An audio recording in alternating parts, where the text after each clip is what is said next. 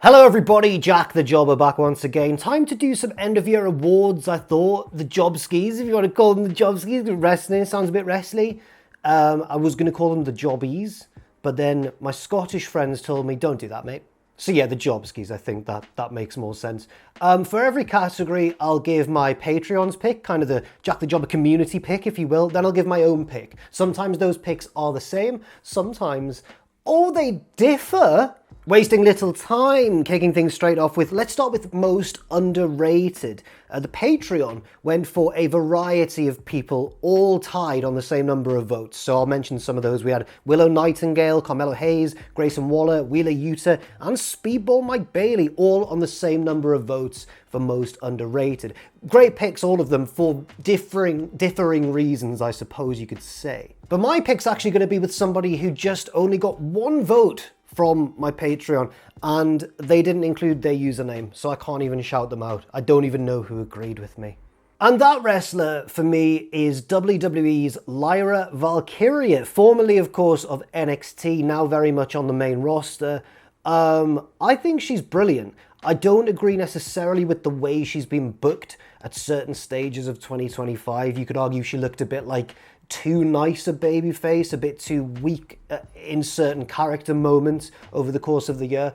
And for that reason, I think she fits the bill for most underrated, because in the ring, she's very, very talented indeed. When people talk about real leading lights of WWE's women's division at the moment, people like Io Sky and Stephanie Vakir, I think Lyra's right up in the same bracket as them in terms of sheer ability. And if you want proof of what a quietly great 2025 she's had, in spite of some of WWE's booking decisions surrounding her, just look at any of her matches with the likes of Becky Lynch or Bayley, especially the triple threat involving all three. But the common denominator in all those types of matches is, of course, Lyra Valkyria herself. Onwards and upwards for 2026 for Lyra.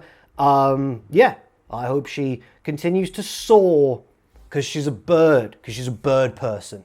Next up, we have non-wrestler of the year. The Patreon went for Don Callis for this one, in a bit of a landslide, to be honest, and I can't say I'm different enough to go in any other direction either. I agree with the Patreon pick, and I also am going for the leader of the Don Callis family. And when I think about 2025, this whole year was kind of set up for Paul Heyman to win this award, right? In terms of, him playing a very major role in the main event of WrestleMania Night 1, then coming out the back of that betrayal, being like the mouthpiece of this new dominant heel faction. But it hasn't quite panned out that way. Whereas Don Callis, I think he's been the best manager in the game by a margin, a fair distance in 2025. Despite AEW turning things around and having a much stronger second half of 2025 than the first half, you could still aim very valid criticisms at the company, specifically that there is way too much going on, especially in the mid-card, and it's hard for any particular wrestler to kind of break through and gather any real momentum when there are so many others in their way. It's not the clearest or the simplest promotion to follow. Except when it comes to Don Callis and the Don Callis family, because with the help of Don, I think he's been able to kind of pull everything together for his stable members and help make them a more hateable heel that can each stand out individually or as part of the larger team. And that's a very important point, because when you're a wrestler, like I think pretty much every wrestler in the stable, when you're a wrestler who's really good in the ring and does lots of cool things, that doesn't necessarily make for the most hateable heel, except when you've got the backing of Don Callis, who's been a great helping hand in that regard. He's also done great work on commentary during some of his stable members' matches, and also he's fantastic on the mic in his own right as well. But ultimately, the joke is always on him, like it should be in the case of any great heel manager. Next, we go on to most charismatic. This was another very close category in the Patreon vote, with Tony Storm, Mark Briscoe, Harley Cameron, Will Ospreay, and Jacob Fatu all coming very close. But the winner by a single vote was none other than Hangman Adam Page. Also, somebody voted for the Rizzler. So that's a funny joke there, Rooty son. Thank you, mate. Voting for the Riz. Well, he does have Riz. But I'm actually going to go for one of the runners-up that I just mentioned there, not Hangman Page. While I do think Hangman is, of course, incredibly charismatic, I've got to give it to a fellow member of the AEW roster, Timeless Tony Storm. Tony has had, well, an incredible couple of years, really. Maybe, has it been like 2 or 3 as this Timeless character? It's really breathed new life into her career. She was already a fantastic wrestler. She was already one of the best women's wrestlers in the world. But this character just has legs. It keeps going and going and going. And that is not due to Toni resting on her laurels. She always tweaks it slightly. There's slight reinventions, whether it be through costume decisions or the time when she pretended that she had amnesia and had gone back to her rookie days. That was very funny, of course. Just a ruse to trick Mariah May. I think she's constantly finding little ways to reinvent herself or keep herself fresh without straying too far from the heart of the gimmick. She's very versatile as well. She can play the heel, but this year, of course, she's been a tremendous babyface, often a defending babyface champion, where she can really get the crowd on her side. Yes, at first, the crowds might like her because she tells these kind of bawdy jokes and everything, but when she got fiery, and when she really decided to take the fight to somebody like Mariah May on the microphone, it really added hype to those matches, and it really got... Listen to some of those crowd reactions during some of those promos. She is wonderful. And she's no slouch in the ring, of course, which absolutely helps. In fact, the two things are often very intertwined, and it's easy to forget that charisma can be just as much the charisma you demonstrate in the ring as well as what you say on the mic and how you say it. And in terms of in-ring charisma, always staying in character, doing things in matches that complement her character and vice versa, Toni Storm's the queen of that as well. Our next category is Tag Team of the Year. A clear winner in this category from the Patreon vote. They gave it to the team of Brody King and Bandido, also known as Brodido, and I think I'll be agreeing with them as well. It's been quite a weak year for tag teams, just in the general wrestling landscape.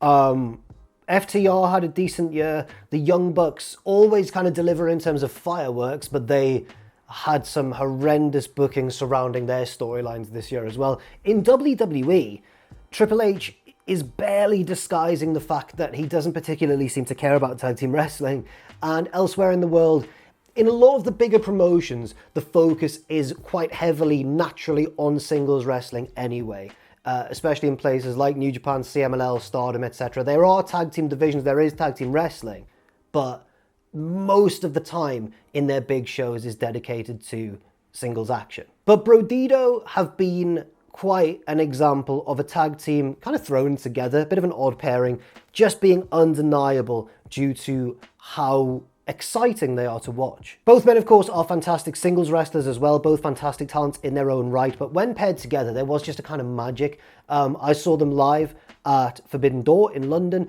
and they just got the crowd on their side because they do jaw-dropping things in the ring, but also this is going to sound so simple, there's just a pleasing kind of contrast between the two. That one's small and springy. This one's a large, immovable bear of a man. And that's always the magic formula, isn't it? But then, of course, I think the real genius element of their team is when they kind of do each other's thing, because Bandido is like an ant where he can lift several times his own body weight. He's like crazily strong for his size, and it's always nice when he pulls out something like that in one of his matches. Brody can always do a dive or something, which is terrifying to see a man of his size do as well. They are such an easily enjoyable tag team, and again, in a year where there wasn't much competition, they've kind of romped to victory here. Next up, I've gone for Moment of the Year. This was pretty much a two-horse race, according to the Patreon people, with the runner-up being Hangman Page's victory over Jon Moxley to win the title at All In Texas, but the winner, of course, was John Cena's heel turn at Elimination Chamber. Yes, it all kind of went wrong after that, but you can't deny that it was a seismic moment in wrestling history. Also, if you liked Rooty-Son's earlier pick of the Rizzler for most charismatic, their pick for Moment of the Year was, quote, Ava restarting the speed match tournament final, thus removing the speed element of it entirely. Rooty's very unhappy there. A lot of caps lock was used. I'm going to be a little dirty little hipster with my pick, though, heading away from the two major American promotions to still a very major promotion in the world of wrestling, New Japan Pro Wrestling. And my Moment of the Year is Hiroki Goto beating Zack Sabre Jr. to finally win the IWGP title. I talked about Goto's win and why it was such an amazing moment in my previous video on this channel, my top 10 wrestlers of 2025. But just a quick recap, Goto, over the course of his career, had always been a nearly man, a very, very talented wrestler. In any other time period, he would have become champion already, but he just happened to be there in New Japan at the time of Tanahashi, Okada, Omega, AJ Styles, and so on and so on and so on and so on. But now, in 2025, when many people thought, well, he's in his mid-40s now, it might just not happen for him ever, He finally got it done. If you've not watched that match from February, please do watch it. The crowd reaction it's my favourite crowd reaction of the year, which is partly why it's my favourite moment of the year as well. Not just the sentimental reasons attached to it, but also the moment itself was fantastic. And, you know, I almost went for the Cena heel turn as well, but I just can't, because it just wasn't as perfect a moment for me as Zack versus Goto. Because Travis Scott was there, and he kind of drew away from it a little bit, and then you watch The Rock with his hand thingy that he does. Like, there's just so many things that in hindsight we look back and we go, what was the point of any of that? If it had gone on to make sense and be handled better from a creative point of view from WWE, then it would hands down be my moment of the year. But I just, because we know what happens next, I couldn't bring myself to do it. I'm sorry. Our next award is Feud of the Year. A fair amount of variety with the votes for this one, but a clear winner did ultimately emerge, and it's Hangman Page versus Jon Moxley. Or some people said Hangman Page versus the Death Riders, which I kind of lumped those two things together as one feud, really. But my pick isn't that. Similar reasons to my snub of the Cena heel turn, really, in that it's just not as perfect a feud for me, because it was almost like an attempt to resuscitate AEW's year, which had been pretty terrible from a booking point of view up until that point. It was a great feud, though. I can't deny that. But a one that was just more perfect on its own for me was basically the best thing about AEW's first half of 2025, which was a challenging time for the promotion, except for the women's title feud between Mariah May and Toni Storm. And yes, that's a bit of a spillover rivalry from 2024. Mariah's betrayal of Toni and her victory over Toni in Wembley Stadium. But then we get into 2025 and we get the booking handled incredibly well. We get Toni winning the belt back in Australia to a great crowd reaction. That was a fantastic booking decision. And then, of course, the crown jewel of the piece, the Hollywood ending match, the terrifying, what do you describe it as? Is it a street fight, or is it a death match, or is it a hardcore match? It was like a little bit of everything, wasn't it? That for me really put the cap on an unbelievable feud between the two. I'm glad they didn't revisit it after that, but I am quite sad that Mariah May is now in NXT and has kind of become a kind of a typical mean girl heel gimmick, whereas in AEW, she was something far, far more disturbing and interesting at the same time. Our next award is Event of the Year. Quite a few different events were shown love here from the Patreon vote, from Elimination Chamber, of course, to, I just hit my hand there, could you tell, to Stardom's All-Star Grand Queendom. Montana Billy popping up there to remind us all what a critically acclaimed event that was in the Joshi scene. But the winner of the vote was All in Texas, which of course was the moment where Hangman Page dethroned Jon Moxley, but that was just one of many great things that took place at that event. And away from even just the card itself, the spectacle of it, All In has very much become AEW's biggest show of any given year, and I'm quite happy with that as a pick, but it's not my pick. Oh. And that's partly because I wasn't as in love with that main event as many people were. I think they maybe overdid it very slightly. Not that I'm complaining, because it was still a great moment and everything. But I just didn't like it quite as much as a lot of people did. And as the main event, that's the most important part of a pay-per-view. And also, I just slightly preferred one other event in the AEW calendar instead. And it was, for me, like kind of the turning point of AEW's fortunes in 2025. Double or Nothing, I think, was just a bit of a more consistent and solid show top to bottom, with, again in my opinion, a better main event as well. The show opened strong. Mercedes Moné versus Jamie Hayter, a great singles match there, very gritty, very hard hitting. Other highlights include the stretcher match between Ricochet and Mark Briscoe, Kazuchika Okada versus Speedball Mike Bailey for the Continental Championship, Toni Storm versus Mina Shirakawa, not either woman's greatest match ever, but certainly one full of character and full of life, and in many great shows you want different matches to contain different strengths, and personality was certainly one of that match's strengths. The quite ridiculous Anarchy in the Arena match, which wasn't for me, but if you like that sort of wrestling, then it's almost like the perfect match of its kind. And of course, the main event, the men's Owen Hart Tournament final between Hangman Page and Will Ospreay, one of the matches of 2025 between two of the best wrestlers around. I don't know what more you need to say to justify how great that match was. And for me, that kind of pushes Double or Nothing ahead of All in Texas as not just AEW's best show of 2025, but my show of 2025. Made it sound like I put on the show there. What I mean is my pick for... You understand. Next up, promotion of the year. Oh dear. Oh no. Oh no, I'm going to upset half of... Oh no. First, the Patreon vote. There are a few scattered votes here and there for WWE and for New Japan, which was my promotion of the half year back in the Culties, if you watched that video. I've since fallen off a little bit from New Japan just because they're it feels like they're spinning their wheels slightly. But it could be the start of a new era for the promotion in 2026 with Tanahashi's retirement, and then we'll see where things go after Wrestle Kingdom. There was also a single vote for TNA. One person went for the NXT brand as its own entity, but the clear winner really was AEW. And not against my better judgment. No, this is my real judgment, damn it. I'm going for AEW as well. Listen, AEW had a horrendous first half of the year in terms of booking. They had a vastly improved second half of 2025 in terms of booking. But in terms of action, they've been pretty great all the way through. Whereas other promotions, I feel like, are just operating at a slightly lower level than AEW, or in the case of WWE, endured a pretty disastrous year in terms of creative, in my own opinion. It kind of leaves you just with AEW as the most solid pick. Although I do want to give a shout out to Deadlock Pro Wrestling as well, which may even be my runner-up, you know. Deadlock Pro Wrestling, which appears to have shut its doors now, hopefully not forever, but it's probably the best indie in America right now, and I hope they come back. But I don't know too much about the situation. I don't know how likely that is. Other honourable mentions must go to Stardom and CMLL, two promotions that a lot of people have given shouts for online as promotion of the year. The style of the wrestling in CMLL just isn't particularly for me. I don't find their matches as thrilling as many seem to, or certainly not as many of their matches. Stardom are a bit more close to my own taste, but again, sometimes their matches just ruin my immersion slightly right at the end. There's a few too many kickouts, there's a few too many melodramatic moments, whereas I think if they just were less ambitious, but just a little bit more gritty and impactful with their agenting of their matches, then they could also have been my pick as well. But as it stands, it's AEW, which if you told me that in about May, I wouldn't have believed you at all.